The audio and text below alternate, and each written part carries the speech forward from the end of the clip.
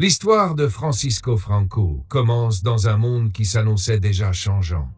En Espagne, entre la fin du XIXe siècle et le début du Virksam, s'installait un climat de confusion politique, de décadence militaire et d'instabilité sociale.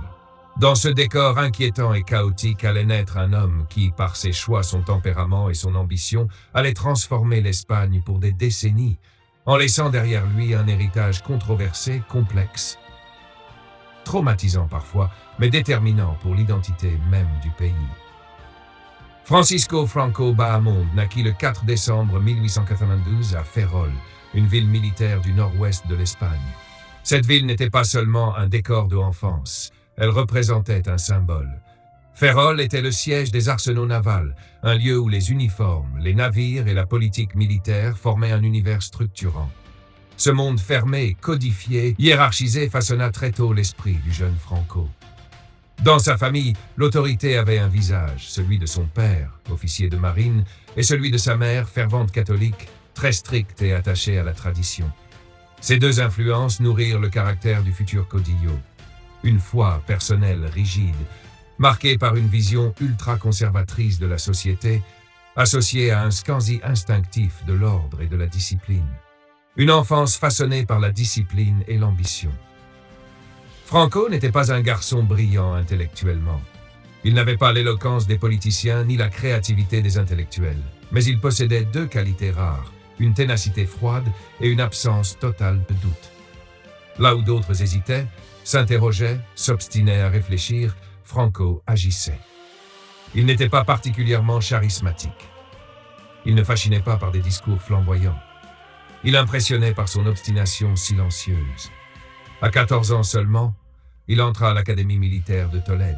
Ce fut un moment déterminant. L'armée allait devenir son refuge, son cadre moral, son univers. Il grandissait dans la conviction que l'Espagne se perdait dans les querelles politiques inutiles, les divisions idéologiques, et que seul l'ordre militaire pouvait redresser la nation. L'Espagne, à cette époque, était affaiblie par la perte de colonies, ruine d'un ancien empire. Les nationalistes espagnols, dont Franco faisait partie, regardaient avec nostalgie ce passé de grandeur et rêvaient d'un retour à la puissance. Après l'académie, Franco fut envoyé au Maroc dans les guerres coloniales espagnoles. C'est là qu'il acquit une réputation brutale, méthodique, stratège, inflexible. Il se fit connaître par sa capacité à supporter des conditions extrêmes, à prendre des décisions impitoyables et à exiger une discipline totale. Franco fut blessé plusieurs fois même, mais il survécut, bâti par le feu des armes. Il devint général à 33 ans, un âge exceptionnellement jeune. Si son ascension surprenait ses camarades, une explication simple s'imposait. Franco ne reculait devant aucune action permettant de maintenir la discipline et l'obéissance. Il devint ainsi, pour les monarchistes et militaires traditionalistes, un symbole rassurant. Pour les républicains, progressistes et socialistes, il devint une menace silencieuse. L'Espagne avant Franco, un pays fracturé. Pour comprendre la dictature de Franco, il faut comprendre le chaos qui précéda son règne. L'Espagne se voyait déchirée par des oppositions violentes. Le pays avançait vers une modernité démocratique, mais cette modernité effrayait ceux qui croyaient à l'ordre ancien. Le pays ressemblait à une marmite prête à exploser. Les tensions sociales étaient extrêmes. Les ouvriers exigeaient des droits. Les paysans réclamaient une réforme agraire. Les monarchistes voulaient restaurer l'ancien pouvoir royal. Les militaires rêvaient d'un État autoritaire et discipliné. L'Église catholique défendait son influence. Les anarchistes rêvaient d'un monde sans hiérarchie.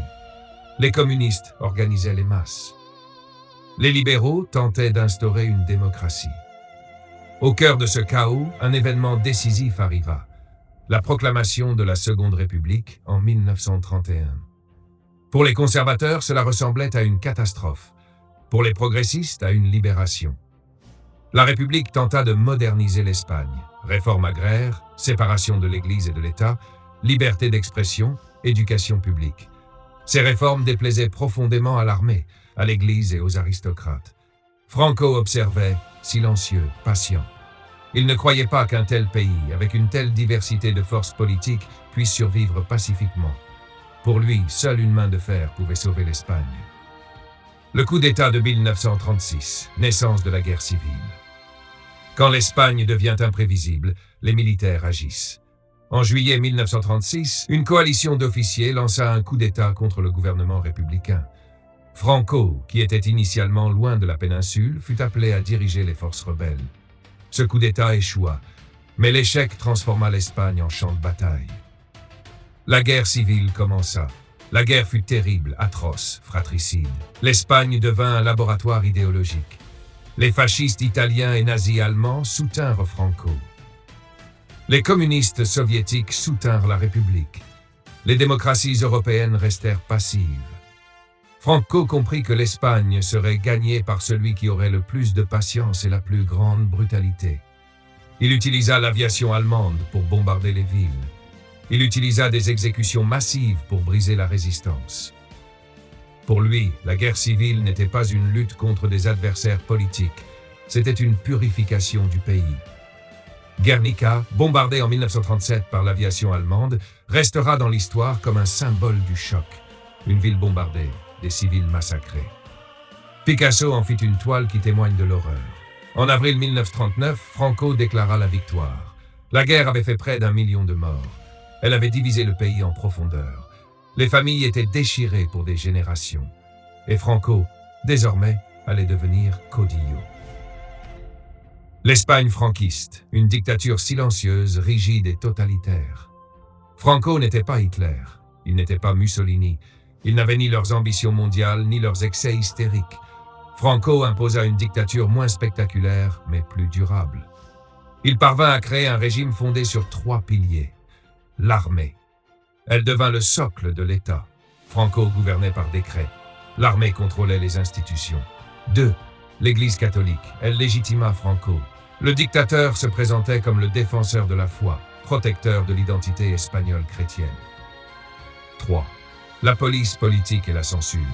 La peur devint une méthode d'ordre. Les opposants étaient arrêtés, torturés, exécutés.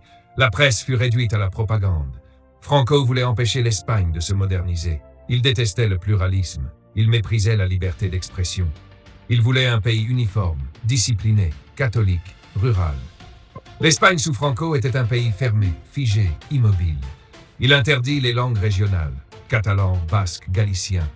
Il voulait une seule langue, un seul drapeau, une seule idée. Il réécrivit l'histoire du pays pour se présenter comme sauveur. La répression politique. Après la guerre civile, Franco instaura une vengeance systématique. Les prisons se remplirent. Des milliers d'Espagnols furent exécutés. Les anciens républicains furent réduits au silence. Les familles pleuraient leurs disparus. La répression fut calculée, froide, méthodique. Ce n'était pas la violence théâtrale des dictateurs spectaculaires. C'était une violence administrative, bureaucratique, comme un mécanisme froid de tri. Franco créait une Espagne où la peur était une routine. L'opposition ne pouvait pas exister. Le simple fait de critiquer la religion, la monarchie ou le régime pouvait conduire en prison. La neutralité pendant la Seconde Guerre mondiale. C'est ici que la personnalité de Franco étonne les historiens. On imagine souvent qu'il aurait rejoint Hitler. Pourtant, il ne le fit pas. Il resta officiellement neutre. Il refusa d'entrer en guerre. Pourquoi? Parce qu'il n'était pas idéologue. Il était stratège. Il savait que son régime, isolé, n'aurait pas survécu si l'Espagne devenait un champ de bataille. Franco laissa Hitler croire qu'il pourrait l'aider. Mais il ne donna rien. L'Espagne resta hors du conflit. Par cette neutralité calculée, Franco assura sa survie. L'Espagne isolée après la guerre mondiale. Après la guerre, Franco devint un paria mondial. L'Espagne était considérée comme un vestige fasciste. Les démocraties occidentales la boycottaient. L'ONU la rejetait. L'économie espagnole s'effondrait dans le recul, le retard et la pauvreté. Mais Franco survécut. Pourquoi? Parce que la guerre froide commença. Les États-Unis virent en Franco un allié utile contre l'URSS. Ils fermèrent les yeux sur sa dictature. Ils acceptèrent sa présence. Ils lui donnèrent une aide économique. Ainsi, l'Espagne entra lentement dans le développement et pour la première fois, l'économie se redressa. Transformation économique des années 1950-1960. Franco gouvernait encore, mais il comprit qu'il ne pouvait pas maintenir l'Espagne dans la stagnation éternelle. Il laissa des technocrates moderniser l'économie. L'Espagne devint un pays touristique. Les plages de la Méditerranée se remplirent d'étrangers. Les capitaux affluèrent. Les classes moyennes émergèrent. Ce développement donna l'illusion d'un pays stable. Mais politiquement, rien n'avait changé. La police politique restait active. La censure restait totale. Les prisons restaient pleines. La résistance et les mouvements clandestins. À partir des années 1960, les étudiants, les ouvriers, les intellectuels commencèrent à protester. Les grèves se multipliaient. Les nationalistes catalans et basques s'organisaient clandestinement. Le groupe État naquit dans ce climat. Un mouvement indépendantiste basque prêt à recourir à la violence. La dictature de Franco avait réussi à étouffer l'Espagne pendant 20 ans. Mais maintenant, elle devait affronter une réalité nouvelle, un pays qui voulait respirer. Franco vieillissait. Il sentait que son histoire approchait de la fin, mais il refusait d'imaginer un monde sans lui. Pour cela, il prépara sa succession. L'héritage politique, la restauration monarchique. Franco ne voulait pas qu'après sa mort, l'Espagne devienne démocratique. Il voulait une monarchie autoritaire. Il choisit un successeur, le prince Juan Carlos. Mais ce choix allait se retourner contre lui. Juan Carlos, une fois sur le trône, trahit l'idéologie franquiste. Il ouvrit l'Espagne à la démocratie. En 1975, Franco mourut. L'Espagne entière avait vécu pendant 36 ans sous sa dictature. Il laissa derrière lui un pays marqué au fer rouge. L'influence durable de Franco sur l'Espagne, son héritage est immense, complexe, ambigu, traumatique. Voici les points essentiels. La peur politique. Les Espagnols apprirent à se taire, à éviter la confrontation. 2. L'unité forcée. Franco imposa une identité nationale homogène, ce qui alimenta le nationalisme basque et catalan jusque dans le XXIe siècle. 3. La fracture sociale. La guerre civile n'a jamais été oubliée. Les familles divisées restèrent divisées. 4. Le catholicisme comme pouvoir. La religion conserva une influence durable. 5. La modernisation économique tardive. Franco retarda la modernisation, mais l'a permis à la fin de sa vie. 6. La mémoire historique douloureuse. Encore aujourd'hui, l'Espagne débat de son héritage, hésite entre oublier et se confronter au passé. Franco, héros ou tyran. Pour ses partisans, il sauva l'Espagne d'un chaos communiste. Pour ses opposants, il étouffa la liberté et assassina son peuple. La vérité historique est plus complexe. Franco fut un homme de fer. Franco fut un homme sans compassion politique. Franco fut un stratège calculateur. Franco fut un conservateur radical. Franco fut un dictateur silencieux, durable, implacable. Il n'était pas un tyran fou. Il était pire, un tyran méthodique. Francisco Franco fut l'un des dictateurs européens les plus résistants, mais aussi l'un des plus paradoxaux. Il dirigea sans éclat public, sans théâtralité. Mais il dirigea avec une détermination absolue. Il transforma l'Espagne par son obstination et sa vision statique de l'ordre. Il déforma la société, gelant son évolution, instituant un régime fondé sur la peur, la religion et la discipline. Son influence perdure. L'Espagne moderne a mis des décennies à guérir de ses blessures. Elle continue de débattre de la mémoire franquiste. Elle continue d'affronter les questions de régionalisme, d'identité, de justice historique. Franco fut un dictateur, mais il fut aussi un phénomène politique, social et psychologique, un symbole d'une Espagne divisée, un fantôme qui continue de hanter son histoire.